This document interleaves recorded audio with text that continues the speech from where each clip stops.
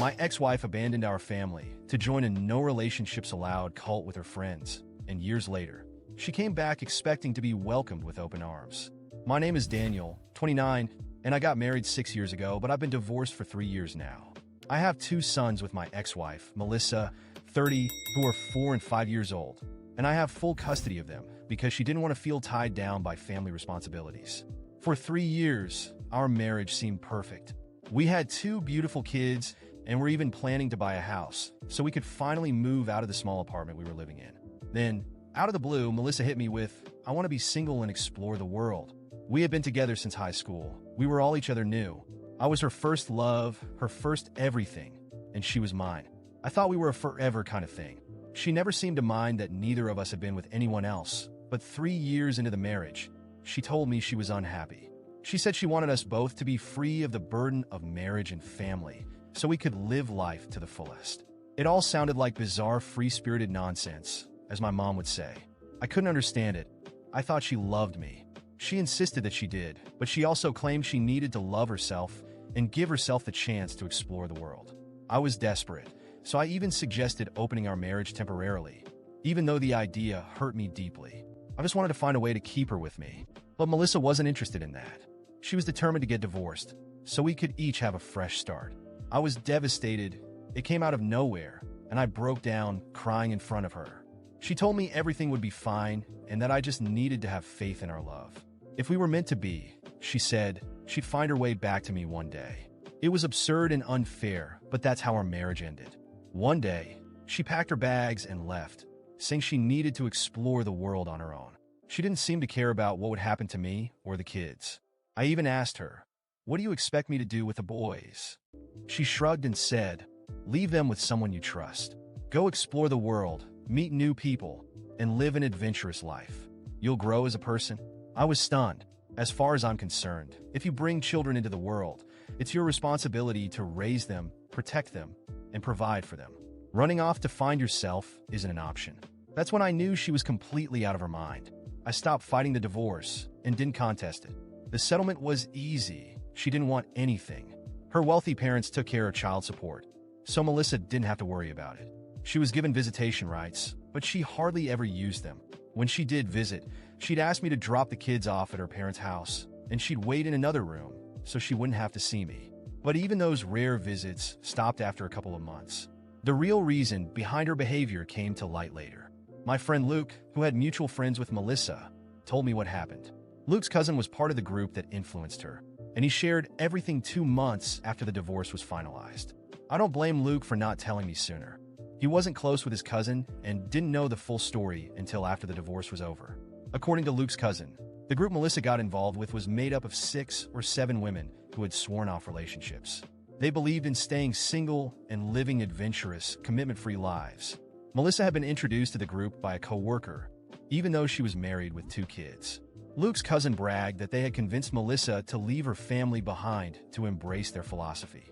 To them, her divorce and abandonment of the kids was a success story, a testament to how powerful their beliefs were. Out of curiosity, Luke asked his cousin what this woman looked like, wondering what kind of person would abandon her family to follow a group like that. When his cousin showed him a photo, Luke recognized Melissa right away. He texted me as soon as he left the event, asking to meet up so he could tell me everything. When Luke told me what had really happened, I was furious. Melissa had left me and our kids not because of some personal crisis, but because she wanted to fit in with this reckless group. She wanted to be seen as brave and adventurous. I honestly would have felt better if she had just cheated on me. At least that would have made some sense. But leaving her family for this? It was beyond insane. I wanted to call her and scream at her, but I held back. At that point, I realized she wasn't worth my time or energy. She was clearly unhinged, and nothing I said would change her mind. So I focused on my kids instead. I worked harder at my job and hired a nanny to help care for the boys. My parents supported me, and even Melissa's parents helped occasionally, probably out of guilt. They were the ones paying child support every month. I knew that Melissa wasn't contributing. She was off traveling the world, blowing her money on luxury hotels and exotic vacations now that she had no family responsibilities. I raised my sons the best I could, and today they're happy, kind, and loving boys. They mean the world to me, and we've built our own little family. I've pushed the memories of my marriage out of my mind, It's just not worth thinking about. I've also done well at work and now earn double what I used to. Life has been good these past 2 years. I thought I had put everything behind me until last week. Melissa showed up out of nowhere after almost 3 years of silence. It was a Sunday, and I was home with the kids. I could have bought a house by now, but I stayed in the same apartment because I love the place and it's convenient for work. Unfortunately, staying here also meant Melissa knew exactly where to find me. I opened the door, and there she was. Seeing her after 3 years hit me like a punch to the gut. When I opened the door and saw Melissa standing there, my heart raced. I didn't know what to say. 3 years of silence and abandonment, and now she just showed up as if nothing had happened. She had the same calm smile on her face, like she expected me to welcome her with open arms, as if all was forgiven. But all I felt was a knot of rage tightening in my chest. "Hi, Dan," she said, as if she had just come back from a short trip and not from abandoning her family for 3 whole years. "What do you want, Melissa?" I asked, keeping the door half open so the kids, who were playing in the living room, wouldn't see her. She let out a theatrical sigh and ran her hand through her hair, as if she were about to deliver a rehearsed speech. "I've been thinking a lot about us. I miss the family we had. I want to come back. Do you think we could start over?" At that moment, all the anger I had buried over the years bubbled to the surface. She was talking about starting over as if she had just gone out for a walk, not abandoned her entire family without a word. I took a deep breath, trying not to explode. "You want to start over?" I said, my voice cold and steady. "After disappearing for 3 years? After leaving your kids without so much as a phone call or a birthday card? And now you think you can just show up and I'll say, 'Sure, welcome back'?" She looked offended, like my reaction was unreasonable. "Dan, I needed that time. I was confused, but now I know I want to be with you and the kids again." I let out a bitter laugh that took her by surprise. "Confused? You were so confused that you abandoned 2 little boys to go on vacations and party with your no-relationship friends?" She crossed her arms, as if that would somehow protect her from my words. "I know I made mistakes, but everyone deserves a second chance. I'm still their mother." That sentence was the last straw. You have no idea what it means to be a mother. Being a mother means being there for them every single day, through the good and the bad. It doesn't mean running off for years and coming back whenever it's convenient for you. She tried to say something, but I wasn't done. "You're only back because that fantasy life you chased didn't work out. The trips are over, the money's gone, and your so-called friends have probably moved on. Now you want to use your children as your fallback plan?" Melissa stood there, stunned, as if she hadn't expected me to see through her so clearly. "They're still my children, Daniel. I have a right to see them," she said, trying to regain some control. That statement sent a chill through me. She wasn't just asking to reconnect. She was trying to regain some leverage. "No, Melissa, you lost that right when you walked away. They don't even know who you are anymore. I've been the one raising them, and I'm not going to let you come back into their lives just to mess everything up again." She took a step forward, but I kept my hand on the door, making it clear that this conversation was over. "And if you try anything," I continued, "I'll fight you every step of the way to make sure you never hurt them again. You have nothing against me, Melissa. I was here. I stayed. You're just a stranger to them now." She stared at me, her eyes brimming with tears, realizing she wasn't going to get what she wanted. "So this is it," she whispered, almost as if she were apologizing. "Yes, Melissa, this is it. Goodbye." And with that, I closed the door in her face. In the following months, I kept my guard up, expecting Melissa to try something. Maybe a lawsuit for visitation rights, or some desperate attempt to insert herself into our lives. But all I heard were rumors that her life had fallen apart. She had no money, no friends, and no family left to fall back on. Meanwhile, my life with my sons continued to thrive. I earned a promotion at work, bought a new house, and finally left that old apartment behind. Our days were filled with joy and peace. I took my boys to school, attended every parent-teacher meeting, and made sure I was present for every moment that mattered. They knew I would always be there for them, no matter what. Then, one day, I received an unexpected message from Melissa. It was short and desperate. "Can I see the boys? Just once?" I stared at the message for a moment before deleting it without replying. She didn't deserve even that much. A few weeks after Melissa's unexpected visit, I received a letter in the mail. It was from a lawyer. She was suing me for full custody of the boys. My stomach dropped for a moment, but then anger took over.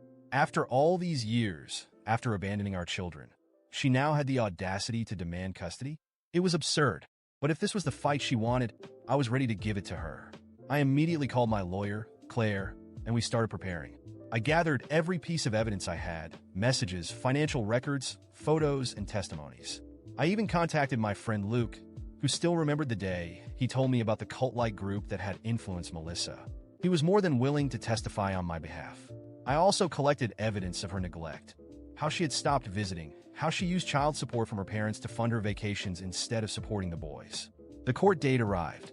Melissa walked into the courtroom with an air of confidence, as if she thought being their biological mother would automatically guarantee her victory. But I could tell she didn't expect what was coming.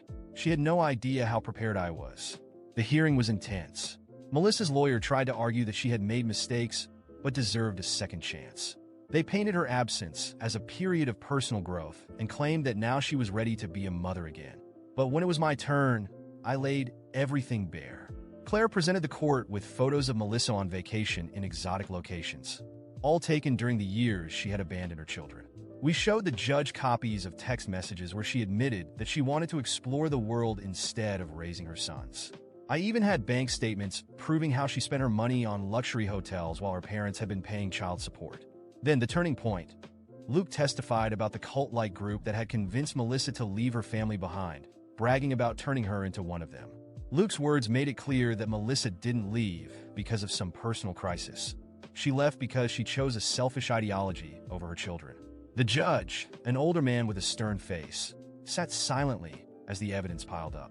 When Melissa's lawyer tried to argue that being their biological mother gave her the right to raise them, the judge raised his hand, signaling for her to stop. Then he turned to Melissa. "Mrs. James," he began, his voice calm but firm, "I've seen parents make mistakes. I've seen cases where a mother or father genuinely regrets their actions and seeks redemption. But this is not that case." Melissa's face paled as the judge continued. "You didn't just abandon your children for a few months. You abandoned them for years, without any attempt to rebuild that relationship. And when you had the chance to visit, you used their grandparents as a buffer, refusing to even look at the man who raised your sons. Now, after living a life of luxury and self-indulgence, you expect this court to hand them over to you, as if the last 3 years never happened." He shook his head slowly.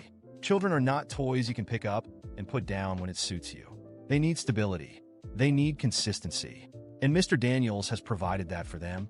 Melissa's lawyer tried to interrupt, but the judge cut her off. "Enough. This court finds that it is not in the best interest of these children to be placed in your custody. In fact, I am denying you any future visitation rights until further notice." Melissa's eyes widened in shock. "But I'm their mother," she stammered, her voice trembling. The judge's gaze didn't waver. "A mother's title is earned through love, care, and responsibility. It's not just biology." And with that, the gavel came down. The court ruled in my favor. I was granted sole custody, and Melissa was denied any contact with the children. Her lawyer whispered something to her, but Melissa didn't respond. She just sat there, stunned and silent, as if the reality of what had just happened finally hit her. After the ruling, Melissa didn't try to contact me again. She disappeared from social media, and the few mutual acquaintances we had told me that her life had completely fallen apart. The friends she had abandoned us for had long since moved on. She had no steady income, no real career, and nowhere to go. Her parents, ashamed of her actions, cut back on their financial support, leaving her to fend for herself. I heard rumors that she was living in a small, rundown apartment on the outskirts of town, working odd jobs just to get by.